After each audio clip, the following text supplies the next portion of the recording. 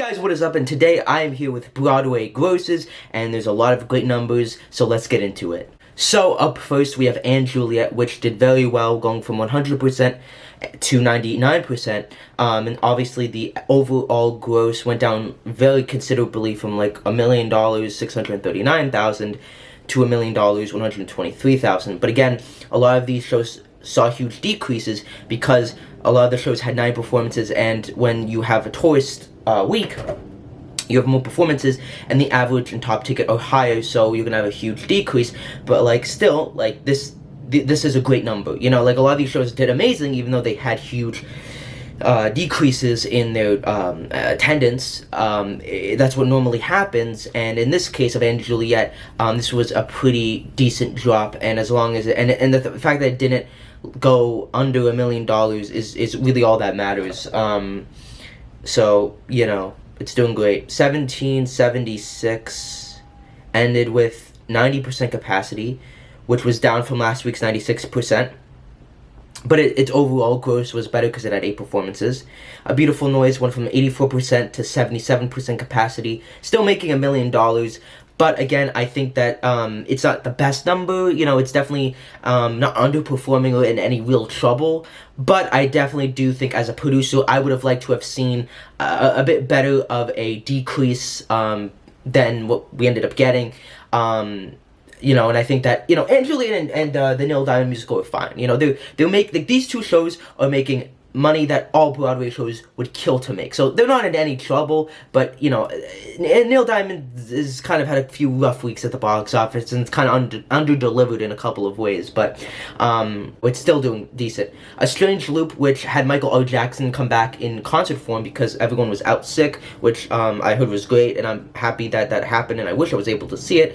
It had 5 performances instead of 8, and so it did 96% capacity, which was an improvement from the last week's 95%.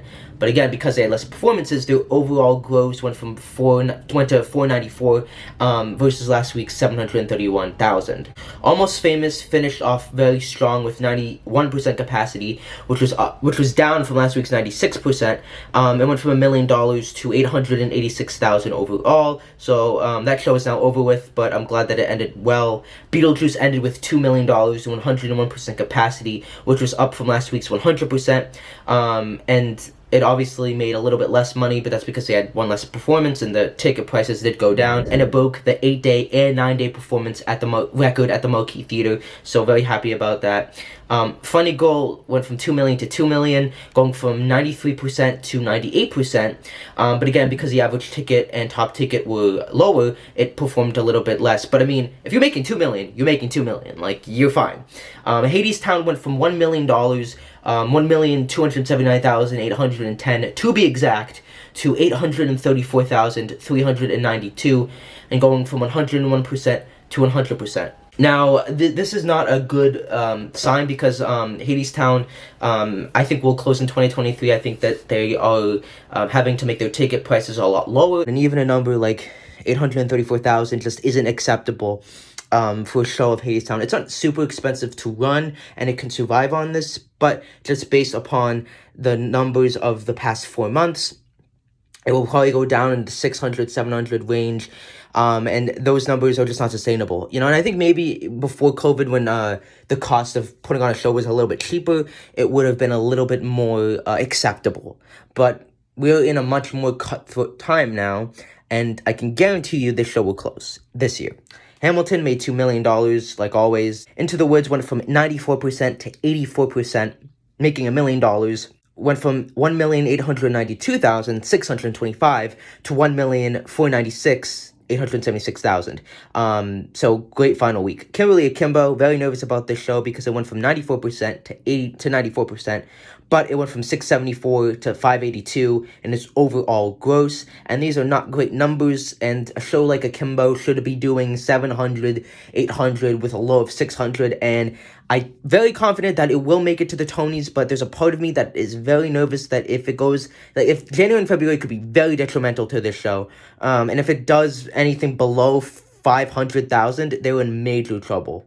Moulin Rouge went from 99% to 99%, so it didn't have a huge drop at all, and it's still making very high dollars in the millions, although I think that will decrease in January and February, but it's fine, it's not going anywhere. 6 went from 100% to 98%, still bringing in $1 million, and it brought in $1 million last week. Some Like It Hot, or as I like to call it, Some Like It Flop, went from 84% to 77% and made $860,000 versus last week's $1,176,786. Again, I think the show closes in the next 2 months, and you guys already know why I think that. In a show that costs this much cannot be doing these kind of numbers. It's just plain unacceptable.